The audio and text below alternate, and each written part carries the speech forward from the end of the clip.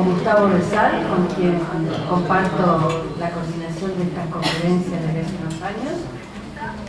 Nos propusimos para este ciclo de conferencias proporcionaros algunas pistas, algunos indicios que puedan facilitar, sobre todo a las personas que se acercan por primera vez a nuestro campo, entrever, intuir, captar de alguna manera qué es la orientación lacaniana en el psicoanálisis. De allí que no podía faltar, por supuesto, una conferencia que se centrara en una noción que es por excelencia lacaniana y a la que Lacan dedicó muchos años de su enseñanza para dilucidar. Nos referimos a la noción del goce. Y me parece que conviene preguntarse por qué alguien que dedicó su vida a descifrar los misterios de la subjetividad, si me permiten esa expresión, de hecho dictó una enseñanza oral a lo largo de 30 años, y que a su vez no dejó de ver pacientes desde que era un joven psiquiatra. De hecho, su tesis doctoral sobre la paranoia es del año 33, no dejó de ver pacientes hasta pocos días antes de morir, a los 82 años, porque decía ese infatigable investigador, y diría más inventor que fue Jacques Lacan, se le va imponiendo cada vez más la necesidad de dilucidar el concepto de goce. Y él lo va a hacer echando mano a una serie de recursos diferentes, heteróclitos incluso, tomados prestados en ocasiones del discurso de la ciencia, pero también de la literatura. Por ejemplo, la lógica, la topología, la escritura de James Joyce son algunas de las fuentes en las que Lacan abreva para tratar de esclarecer, de dar cuenta de las distintas manifestaciones del goce que él va encontrando en su clínica, en su práctica de escucha de los pacientes, muchos de ellos psicóticos, puesto que primeramente él fue psiquiatra y a pesar de que se hizo psicoanalista, nunca dejó de ser psiquiatra del todo.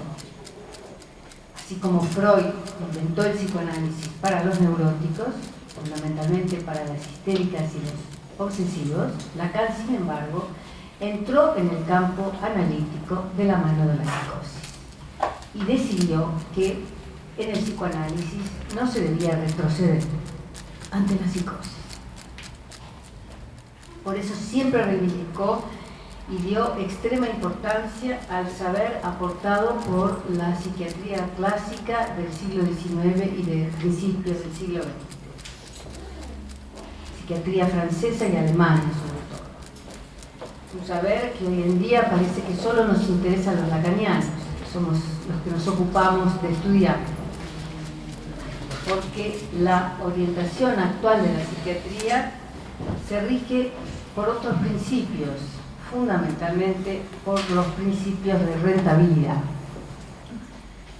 Al igual que Freud, lo que Lacan encuentra en la clínica es lo que lo va empujando cada vez más a buscar nuevas formas de decir, nuevas maneras de elevar su experiencia clínica a la dignidad del concepto. Entonces, ¿por qué el psicoanálisis se va decantando cada vez más hacia el campo del goce? Esta es la gran pregunta que no cesamos de intentar dilucidar todo el tiempo. Digamos, y esto probablemente lo podremos retomar en el debate a partir de la conferencia de Rosa López, porque lo que hoy se nos revela de manera, diría, casi brutal, en esta fase de la civilización que tan lúcidamente Gerard Bachmann ha definido muy bien como la del ojo absoluto, y el año pasado Rosa nos dio una conferencia sobre ese tema también, en la que parece que quieren hacernos creer que todo puede ser visto, ¿no? Lo que se revela entonces, ahora, casi sin ambajes, es hasta qué punto el goce comanda nuestras vidas. Si hiciéramos una caricatura del sujeto contemporáneo, cabría decir algo así como cada uno con su adicción. En nuestra jerga diríamos cada uno con su plus de gozar, parafraseando el término de plusvalía de Marx. Este concepto de plus de gozar, Lacan lo elabora a partir de la plusvalía marxista.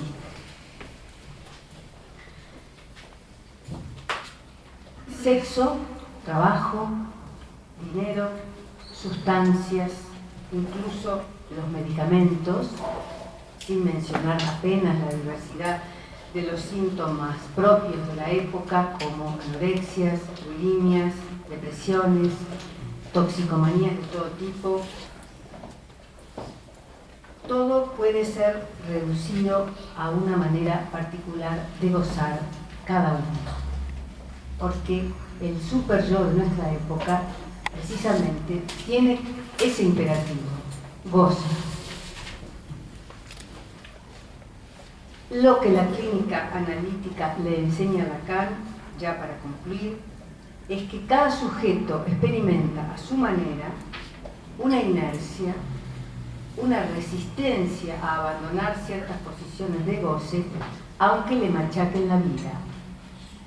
Y contra esta inercia, para combatirla, para contrariarla, para que la vida se nos torne un poco más ligera, cada psicoanalista habrá de inventar en las curas que conduce, y para cada sujeto que esté dispuesto a navegar en las aguas de esa experiencia que es un psicoanálisis, cada psicoanalista habrá de encontrar la manera particular de tratar la relación de cada sujeto con su goce, para que algo de esta relación pueda ser rectificado, vamos a decir, en el sentido del eros, que es la manera en la que Freud designaba la pulsión de vida, para contrariar la vertiente mortífera del goce que titulamos como pulsión de muerte.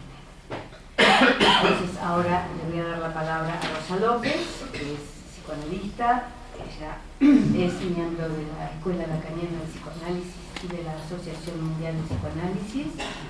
Es docente del NUCEP y recientemente ha tomado la responsabilidad de la coordinación del NUCEP junto con Marta Davidovich y Mercedes de Francisco.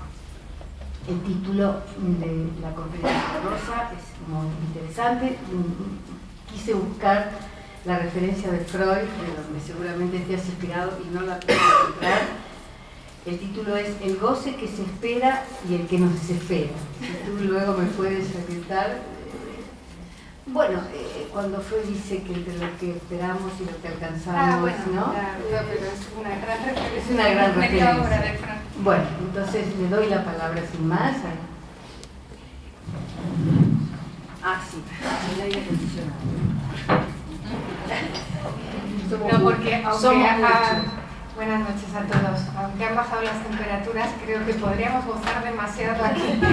Dentro de media hora estaremos gozando todos de un calor terrible. Buenas noches. Gracias a Amanda Goya y a Gustavo de Sal, que han reiterado en este año la invitación que me hicieron en otras ocasiones para dar una conferencia, que para mí es una ocasión, a mí me gusta muy particularmente porque es hablar de psicoanálisis para algunas personas que ya conocen el psicoanálisis, que estamos familiarizadas, pero también para lo que llamamos, perdonen la expresión, gente de la calle. Entonces, bueno, eso me obliga a hacer un esfuerzo de transmisión y me divierte. Entonces me propusieron efectivamente que tomara el tema del campo del goce. No os quiero ni explicar la amplitud, la densidad que tiene ese tema en concreto y lo enormemente complejo que es. Así que tuve que hacer ese primer esfuerzo de síntesis que consiste en elegir un título. Y me salió este título que efectivamente tiene muchísimas evocaciones freudianas, pero que no me surgió sin más por la Asociación Libre, que es el goce que se espera y el que nos desespera. Con eso que conseguí enmarcar el tema un poquito, ¿no? Darle una limitación, porque si no podríamos estar hablando años y años de este asunto. De hecho, lo hacemos los psicoanalistas, tenemos este vicio. Bien. Entonces, lo he marcado entre la esperanza, como os dais cuenta, y la desesperación. ¿Por qué? Porque al hablar de goce nos vemos llevados inevitablemente a esa fractura que se produce entre lo que uno espera y lo que finalmente obtiene. Y puedo comenzar afirmando sin ningún tipo de ambajes que la diferencia entre lo buscado y lo encontrado es tan esencial, tan definitiva, tan radical, que el goce esperado, y esta es la noticia que les doy así como si dijéramos el titular, el goce esperado es imposible de obtener, mientras que el goce encontrado es imposible de evitar.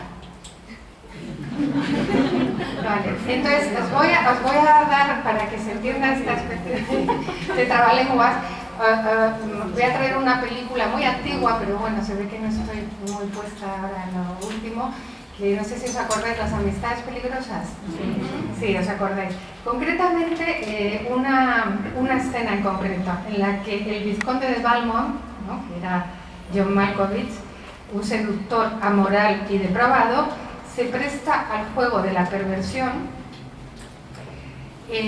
a través de una especie de pacto que realiza con esa fascinante marquesa de Merteuil, Glenn Close, y entonces se dedica a corromper la pureza de Madame de Tourvel, ¿no? ¿Os acordáis? La joven Michelle Pfeiffer. Y Michelle Pfeiffer era una virtuosa mujer casada que se deja seducir por este John Malkovich, por el conde de Valmont. Y en la apuesta estaba no solamente el conseguir seducirla y tener relaciones sexuales y enamorarla, sino dejarla sin ningún tipo de piedad. Y a la escena a la que me refiero es a esa escena en la que John Malkovich la deja con una sola frase. Ella llora, se destruye, le pide explicaciones y él solo dice una frase, ¿os acordáis? No puedo evitarlo. Y ella sigue, ¿no?, increpándole y él no puedo evitarlo, no lo puedo evitar. Bueno, y entonces con esa frase, en esa escena, pero sobre todo en esa frase, que es lo que quiero enfatizar, se produce un efecto de destrucción brutal tanto en ella, que cae víctima del amor que sentía hacia él, como en él mismo, que en la apuesta lo que no se imaginaba es que él también se iba a enamorar. Así que ambos se destruyen. ¿Y por qué traigo esta escena? Y sobre todo esa frase, precisamente para ejemplificar dos características del goce, de lo que llamamos goces en psicoanálisis. Su imposición inevitable, no lo puedo evitar, y su potencia destructora. Bueno, ahora a partir de ahora les voy a proponer como una especie de ensayo, que es, mentalícense todos, imagínense que vamos a convertirnos en caminantes y que me van a acompañar en un paseo por el campo. Vale, y que en esta ocasión, como soy yo la que doy la conferencia, me van a permitir que me arrogue el papel de guía. Una guía muy mala, como verán, pero bueno. Entonces, para empezar, les voy a llevar a conocer un campo sembrado de anhelos, de promesas e ideales donde habita la esperanza, y al que le daremos el nombre genérico de el campo del deseo. ¿Vale? Pero no nos vamos a quedar ahí, sino que proseguiremos nuestro recorrido hasta incursionar en un terreno baldío donde nos vamos a encontrar con la desesperación. Es decir, imagínense un verdadero campo quemado en el que toda ilusión ha quedado abolida y al que daremos el nombre de el campo del goce. Ahora les voy a pedir, caminantes, que hagan el esfuerzo de pensar que no existe una línea fronteriza que divide y delimite claramente ambos campos, lo cual supondría una enorme ventaja, porque entonces diríamos, muy bien, me sitúo en el campo del deseo y ya, una vez que he visto esto tan horrible, pues ya no voy hacia allá. Bien, pero imagínense que la topografía no es esta, sino que ambos campos se entremezclan de manera que podemos desplazarnos como las hormigas en una banda de Moebius, es decir, de un lado al otro sin cruzar un borde. Incluso sin darnos cuenta. Bien, es verdad que algunos querréis quedaros en el campo del deseo y sostener la esperanza a toda costa, mientras que otros de los aquí presentes dirán que lo más lúcido es desembarazarse de toda esperanza, no albergar vanas ilusiones y de esta manera cuando te llevas una decepción duele menos. Ya les digo que no funciona, ¿eh? Pero bueno, en cualquier caso, si me llegan a preguntar ahora mismo cuál es la posición más acertada, les anticipo que no pretendo responder en esta conferencia a una pregunta de semejante envergadura. Yo lo único que voy a tratar es de ofreceros algunas pistas para que después podáis sacar las conclusiones vosotros mismos. Una última advertencia antes de que echemos a andar. Despojaros de la idea de que nos dirigimos hacia la naturaleza. Me diréis, pero has hablado de campo. Sí, pero no de naturaleza. Como acabo de deciros, vamos a explorar el campo del goce y el campo del deseo. Pero ambos surgieron como resultado de la acción del lenguaje sobre el cuerpo vivo del ser humano. De la existencia del lenguaje que nos ha transformado en seres hablantes al precio de quedar excluidos del mundo natural. Por este motivo, tanto las bellas flores que vayáis encontrando en el paseo, como las bestias monstruosas, tendréis que tomarlas como figuraciones imaginarias. La cosecha que vamos a obtener no son frutos, sino claramente palabras. Y en medio de este campo nos vamos a encontrar con un agujero inconmensurable, innombrable, en el que ni las imágenes ni las palabras entran y por el que ya les advierto que es mejor no precipitarse. Nos podemos acercar, verle los bordes, pero cuidado, no dejarse caer. Entonces tenemos las imágenes, las palabras y el agujero. Es decir, lo real, lo simbólico y lo imaginario, que son las tres registros a partir de los cuales Jacques Lacan construye y ordena todo el psicoanálisis y explica lo que es la constitución del sujeto desde todas sus costuras. Ahora, como dicen los militares, no me gusta, pero bueno, los periodistas, por ejemplo, los cooperantes, ahora imaginar que nos vamos a desplazar a la zona del conflicto, a lo que llaman de manera un poco cursi el terreno, vamos al terreno, el terreno del conflicto. Y vamos a asistir a una batalla, la batalla que se produce entre la esperanza y la desesperación, entre el deseo y el goce, o dicho en términos freudianos, entre eros y tánatos. Comprobarán algo también, porque este paso está lleno de paradojas, nada va de suyo. O sea, déjense aparte la idea del sentido común.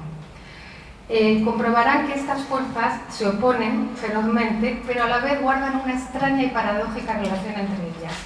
Es decir, no son fuerzas completamente distintas, sino que guardan una relación de inclusión, disyunción a la vez, de unión en la diferencia, de alejamiento y proximidad. Es decir, que este paseo al que les invito está lleno de contradicciones, de paradojas y de sinsentidos. Por eso solo podremos orientarnos preguntando a aquellos que supieron recorrerlo y que encontraron algunas respuestas a los enigmas que se van planteando sobre la condición humana y que yo creo que son los verdaderos descubridores. ¿Quién mejor que Sigmund Freud para mostrarnos el inicio de este camino? ¿Y quién mejor que Jacques Lacan para enseñarnos qué es esto del campo del goce? No voy a traer muchas citas de ninguno de los dos, solo una yo creo, una cita de Jacques Lacan, de un Lacan del seminario de los 17 de los años 70, que tendría Lacan 68. 68, era un hombre ya bastante mayor. Él nació en 1900. Sí, bueno, entonces no era tan mayor. Bueno, ahí dijo una frase que yo he traído y que a mi gusto tiene un tono testamentario. Pues la leo a ver qué os parece. Dice así: por lo que se refiere al campo del goce, por desgracia, nunca lo llamarán el campo lacaniano, porque seguramente no tendré tiempo ni siquiera de sentar sus bases, pero lo he deseado. Y en cierto modo Lacan acertó en su pronóstico, su deseo no se cumpliría y de hecho la institución heredera de su enseñanza a la que pertenecemos nosotros, la escuela nuestra, etc., lleva el nombre de campo freudiano. Y en cualquier caso retengamos esta idea de que el deseo de Lacan era establecer las bases lógicas del concepto de goce y por supuesto en relación a la clínica que de ello se deriva. O sea, todo este camino tiene que ver con la clínica, no con teorías filosóficas, lógicamente. Y en ese sentido creo que Lacan se equivocó. Se equivocó al pronosticar que no le iba a dar tiempo a sentar las bases de lo que es el goce, porque 3 años más tarde en el seminario 20, ahí ya él empieza a construir una teoría sobre el goce que me parece que acaba siendo bastante importante, ¿no? Con grandes fundamentos. Bueno, entonces, estimados caminantes, trataremos de escudriñar el campo lacaniano del goce, pero no podremos hacerlo sin dar antes un rodeo por el campo freudiano de la pulsión de muerte. Y vamos a iniciar esta exploración guiados por las imprescindibles palabras de Sigmund Freud en un texto que yo creo que debería formar parte de los libros de texto de todos los colegios, me parece a mí, que se llama, es de 1929 y os lo recomiendo muy encarecidamente, se titula El malestar en la cultura, y un texto en el cual Freud comienza a planteándose la pregunta existencial por excelencia. ¿Cuáles son los fines, las aspiraciones o los propósitos que animan toda vida humana? La respuesta parece obvia. ¿Qué buscamos los seres humanos? ¿Qué buscamos? La felicidad. Exacto. La felicidad.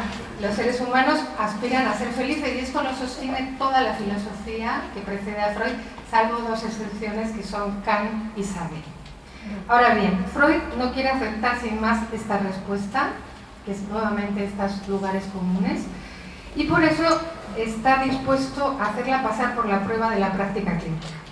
Para ello parte de una idea inicial que es la siguiente. Él supone que el funcionamiento del aparato psíquico se rige por un principio de regulación que busca permanentemente el equilibrio y el bienestar. Y a ese principio le llama el principio del placer. Entonces el principio del placer sería el que orientaría nuestros actos hacia 2 fines fundamentales. Uno activo, que sería la búsqueda del placer, y otro negativo, la evitación del dolor.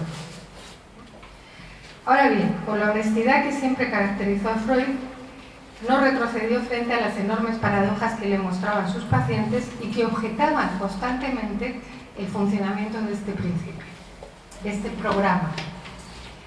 Lo que le llevó a aceptar que la vida del ser humano no obedece a la lógica del bienestar. Y hasta tal punto comprueba que el principio del placer es irrealizable que en el malestar en la cultura podemos leer la siguiente frase. La traigo porque podríamos subrayarla y dejarla así. Freud dice, sin ningún tipo de dudas, el plan de la creación no incluye el propósito de que el hombre sea feliz. Somos unos aguafiestas, los psicoanalistas.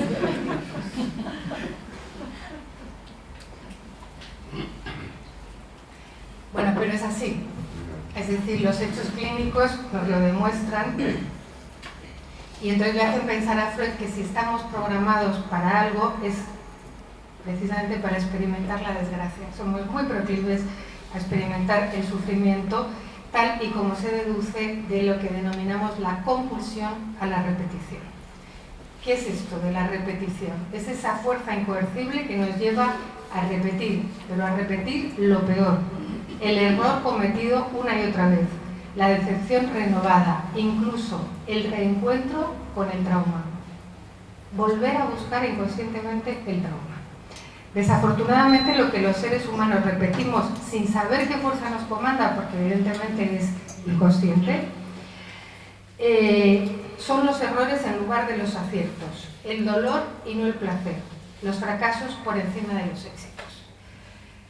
Freud era un tipo inmune al desaliento. De hecho, algunos compañeros suyos en su primera andadura fueron dimitiendo, él no. Él empuja su investigación hasta lo que se llamó los confines que van más allá del principio del placer. Es como esto, ¿no? Como si fuéramos por el paseito de la esperanza y ¡pum!, nos empujaran al horror. Y descubre algo absolutamente fundamental, que yo creo que supone un verdadero giro en la historia del pensamiento, y es la existencia de una pulsión de muerte en todos y cada uno de los seres hablantes. La pulsión de muerte determina nuestras vidas y sus repetidos fracasos. Nos empuja a actuar contra nuestro bien, a obtener una satisfacción inconsciente del sufrimiento. En la conciencia sufrimos, el inconsciente mientras goza. Es decir, gozar del dolor, incluso a perder lo que más queremos. En definitiva, la pulsión de muerte nos conduce a desesperarnos. Retengamos la idea de que el goce del ser hablante está ligado a esa satisfacción inconsciente que se obtiene en el sufrimiento, como nos lo demuestra claramente la existencia del síntoma psíquico. Cuando los analistas descubren, cuando Freud descubre el síntoma psíquico, se da cuenta que tiene dos caras. Una cara en la que hay un mensaje encriptado que es susceptible de ser descifrado, desvelarse y amortiguarse el síntoma, por esa vía, que sería la vía del desciframiento y la interpretación, pero luego hay como un núcleo duro dentro del síntoma, que es la satisfacción que el sujeto obtiene de su propio síntoma, y que esa satisfacción es refractaria a todo tipo de interpretación, no se deja reducir por palabras y no se deja reducir en general, es decir, es como una especie de fijación de goce, ¿vale? Entonces, el síntoma tiene dos caras, y es un poco igual que el paseo que hemos planteado que íbamos a dar, son dos caras de una banda de Moebius. No es que haya un trozo del síntoma que está hecho en una fórmula simbólica y otro que es puro goce, sino que ambos, ¿no?, se entremezclan.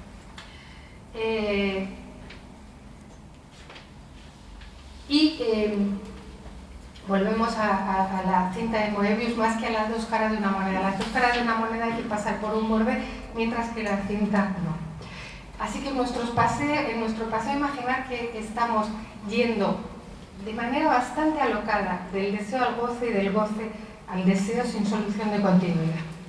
Bueno, pero como ya a esta altura de la conferencia creo que ya os he embarcado, ¿sí?, en esta aventura, les voy a decir que más que pasear, vamos a errar, a vagabundear sin brújula, a extraviarnos o a encontrarnos con lo peor, de manera que si alguno quiere irse en este momento...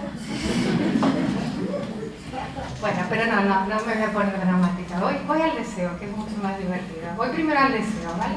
Para entrar luego al goce. Es decir, porque a estas alturas, donde ya os he dicho que Freud descubre la pulsión de muerte, me diréis, o sea, que va más allá del principio del placer, me diréis, bueno, pero ¿qué pasó con el placer? Es que ya no queda ni rastro del placer. Sí queda. Obviamente el placer en Freud está desligado completamente del sentido común que cobra esta palabra en el lenguaje habitual. Y está ligado a otro de sus conceptos fundamentales, que es el concepto de deseo. El placer va a quedar ligado al deseo y el sufrimiento al goce. Entonces Freud tiene que explicar el origen del deseo, y para ello se inventa como una especie de historia, que diría yo casi mítica, ¿no?, en la que supone que en el inicio de nuestras vidas, cuando somos, no lo sitúa cronológicamente, pero el recién nacido, o el niño muy muy pequeño, como que ha tenido una experiencia de satisfacción plena, absoluta, completa, lograda. Y a partir de ese momento tratará de recuperar a lo largo de su vida esa experiencia de satisfacción primigenia. Yo creo que es un mito, es el mito de la existencia de una satisfacción con mayúsculas, y yo creo que de ese mito proceden la mayor parte de nuestros fantasmas o fantasías. Esas ulteriores, como por ejemplo la nostalgia por el paraíso perdido, la creencia en la infancia feliz, el ideal de un posible retorno a la naturaleza, ¿vale? Yo aquí sufro mucho, trabajo 10 horas diarias me decía un taxista, 12 horas diarias, pero un día seguro que aquí se sube una mujer guapa y rica que me sacará del taxi y conseguiré comprar una finca en mi pueblo que me encanta, criaré gallinitas y conejitos y seré feliz. Bueno, no. O sea, el hombre se tira 12 horas y seguramente seguirá. Si le hacen más llevaderas pensando eso. Claro, mientras conduce va pensando eso. Entonces, lo que Freud nos demuestra es que estas fantasías son imposibles de realizar. ¿Por qué? Fijaros qué manera tan ingeniosa tiene Freud. Dice, porque el sujeto, el aparato psíquico lo que ha hecho es limitar no la experiencia, sino la huella que ha dejado la experiencia. ¿Me seguís? Es decir, de manera que cada vez que el deseo trate de retornar a la experiencia, lo que va es a retornar a una huella y por tanto tendrá una satisfacción alucinatoria. Bueno, pero de esa huella surge el deseo. Y el deseo en el ser humano es muy complicado. No tiene nada que ver con los anhelos, ni con los proyectos, ni muchísimo menos con los ideales. Por ejemplo, el ideal de, bueno, yo deseo tener pareja, familia, vivir tal, ser una buena profesional y tantas cosas del estilo. No, esto no es el deseo. El deseo es inconsciente y se nos impone también como algo, es un motor, de todas maneras es un motor vital, pero siempre es muy errático, muy extraño. Es decir, el sujeto lo tiene que buscar. El deseo el sujeto no se encuentra claramente con respecto al deseo. Tiene que buscarlo con el mayor esfuerzo. Es errático, es extraño, catetiza una huella, como dije antes, y produce satisfacciones de tipo alucinatorio. Por lo tanto, si os dais cuenta, Freud ya demuestra que el aparato psíquico es un dispositivo profundamente inadaptado con respecto a la realidad. Y en ese sentido, Jacques Lacan no se cansa de subrayar esta forma de satisfacción alucinatoria descrita por Freud, que implica algo fundamental, y es que nos hemos desviado definitivamente e irrevocablemente, o irrevisiblemente, de los rieles naturales de la vida. Entonces, el funcionamiento del deseo le plantea enormes interrogantes al propio sujeto, pero también a nosotros. ¿Cómo va a proporcionarnos la felicidad y el equilibrio cuando se dedica a perseguir una huella, un fantasma, una representación alucinatoria de algo que en verdad nunca existió? La mayor paradoja del ser hablante es que experimenta el profundo sentimiento de haber perdido aquello que jamás tuvo. Hay una referencia un poco cursi, Serrat. ¿Os acordáis de esa canción?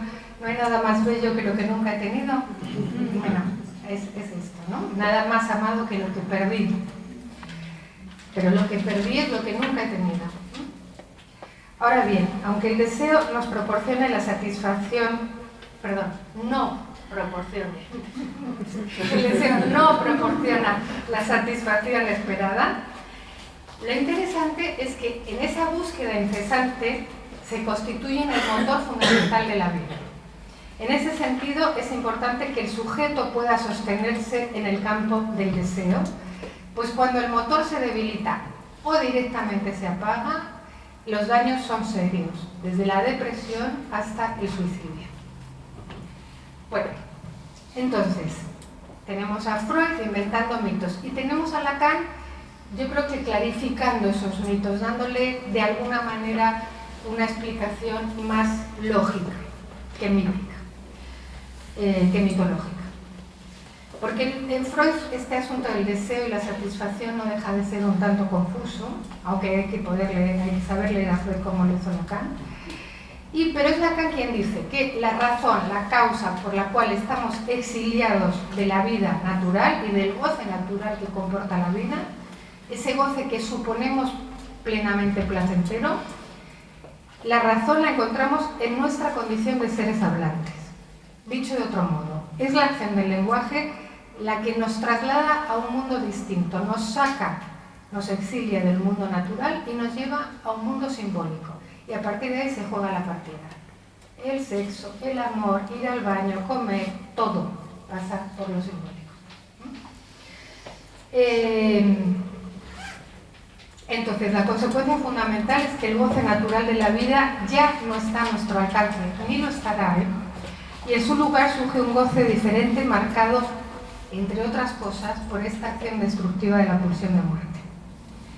Por fortuna, no todos son malas noticias, pues a la pulsión de muerte se le opone la fuerza que actúa en sentido contrario. Me gusta los términos freudianos, la lucha entre eros y tánatos. Una lucha que determina cada vida en particular, pero yo diría que el devenir de la humanidad también a lo largo de la historia. Podríamos decir que las cosas no van del todo mal cuando la acción destructiva de tánatos, poner tánatos y entre paréntesis el goce, tropieza con el límite que le impone eros, y entre paréntesis deseo y amor. Luego hablo de amor. Entonces se equilibran, pero imaginaros que por un momento eros desfallece y tánatos, ¡pum!, se libera su fuerza. Y entonces se produce el desastre, ¿no? Todos recordaremos cómo se desencadena por una contingencia tonta además, porque cuando la Primera Guerra Mundial, que destruyó y arrasó con la vida de una gran parte de los europeos en la época. Ahí tánatos, no hubo freno para la acción tanática. Y eso mismo, esa Primera Guerra Mundial, puede acontecer en un sujeto, ¿no? Y los casos más graves son los desencadenamientos psicóticos, pero también algunos momentos de angustia neuróticos, ¿no? Angustia brutal, donde el sujeto pierde, digamos, las amarras de la vida, del deseo, y se ve abocado a un goce que lo destruye. Bien.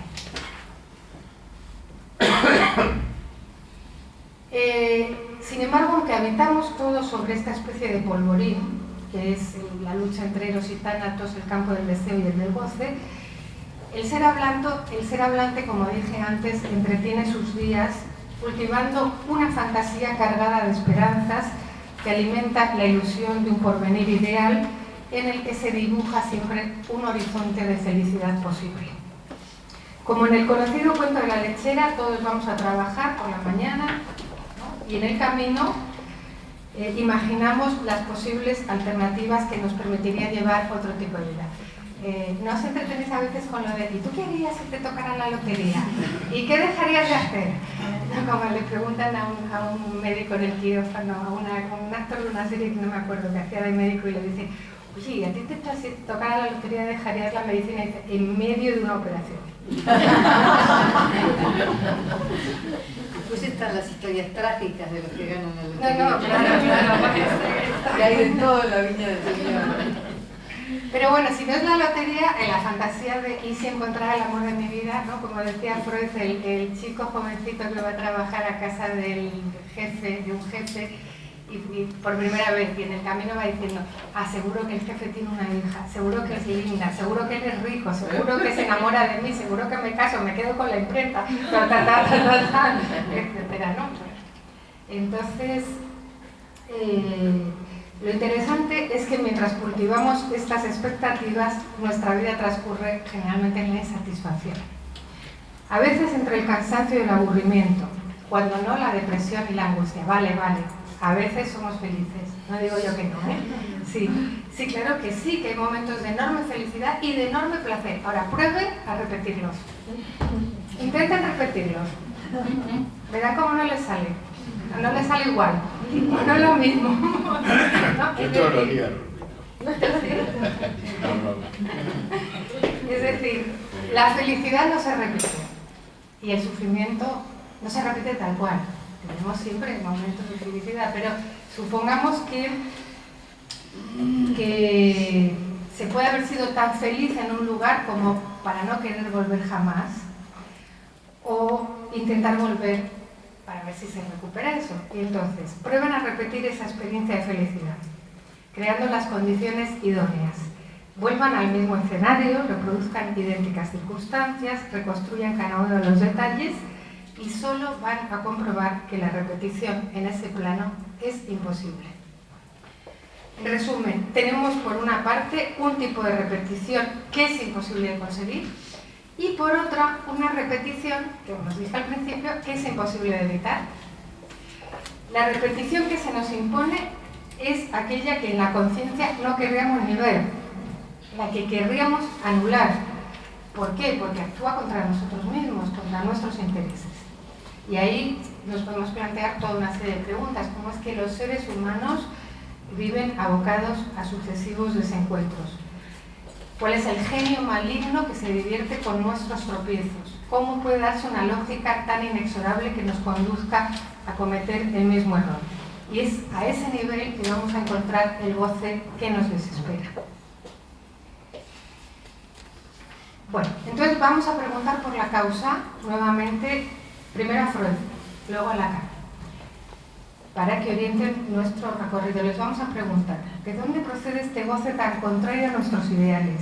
¿Quién nos lo impone? ¿Es acaso la sociedad que nos obliga a renunciar a nuestros deseos en aras del bien común? Bueno, volvamos al malestar en la cultura y leamos entre líneas. Freud destaca 3 fuentes ineludibles de sufrimiento y las enumera. Dice, la primera proviene del propio cuerpo, cuya decadencia es inevitable. Sí, estamos de acuerdo, ¿no? La segunda, de las fuerzas destructoras de la naturaleza, ¿no? El tsunami, no sé qué, también de acuerdo. La tercera, pero no menos importante, diría yo, casi de las peores, es aquella que se origina en las relaciones con los otros seres humanos. Bien, aceptamos, ¿no? Pero hay una cuarta que no la explicita Freud, pero que está todo el tiempo circulando entre líneas, ¿no? Y esa cuarta fuerza, ineludible, diría yo que es la peor. Freud demuestra que el ser humano tiene una tendencia a destruirse a sí mismo. No solo a sí mismo, el medio ambiente, al semejante, pero sobre todo a sí mismo. Y es Jacques Lacan quien hace completamente explícita lo que esta idea que Freud está, ya digo, de una manera implícita, con una fórmula que yo creo que vais a entender hasta la gente de la calle, con todos mis respetos, que es la siguiente. El sujeto no solo está dividido, estamos divididos porque a veces, como dice Otelo, no sé por qué hoy amo y mañana odio, pero esa es la división del sujeto, sino que está dividido contra sí mismo. Y para dar mayor realce a esta fórmula o a esta condición estructural del ser hablante, Lacan inventa un neologismo que a mí me gusta particularmente. Oye, ¿no habéis puesto el aire, no? Estamos de... Ah, vale, viene. Vale. Bueno, el neologismo en cuestión es el siguiente. Lacan habla de estimidad. Estimidad. ¿Lo escribo?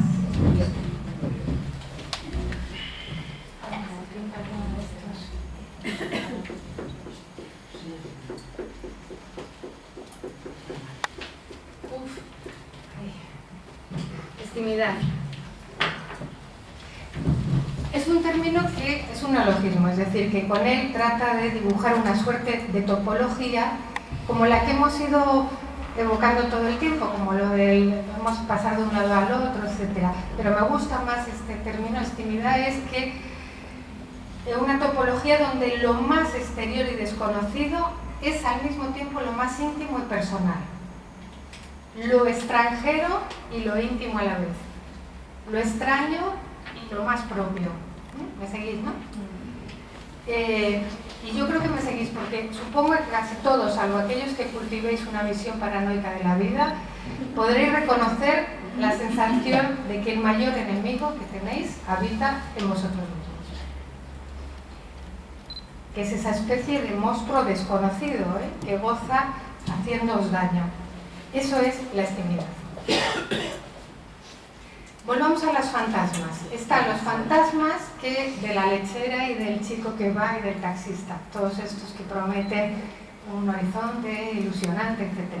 Pero el fantasma que cumple, el fantasma de cada uno de nosotros es la manera en que interpretamos la realidad y suele cumplir una función de pantalla, como para tapar de alguna manera el horror que nos angustiaría terriblemente. Lo cubrimos con esta pantalla y vemos toda una serie. El fantasma es como una especie de guión. Los que os dedicáis al cine, al audiovisual, el fantasma o a la novela o la literatura es como un guión de vida que cada uno se hace y que tiene un carácter de alguna manera de autoprofecía cumplida.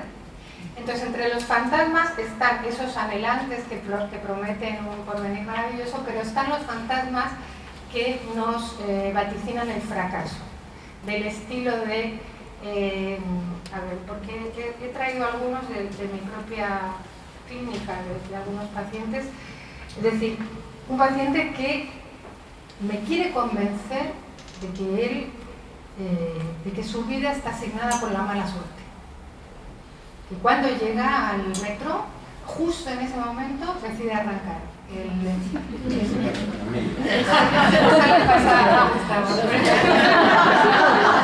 Y cuando va, Gustavo, ¿qué tal? Es que cuando vas a pagar a la cajera se rompe la máquina. Bueno, otro me convence de su incapacidad para hacerse amar, otra de su fealdad, que no lo es para nada, de sus carencias, de que nunca va a ser amada porque no es guapa, otro de que él siempre queda excluido, otro que queda condenado al abandono,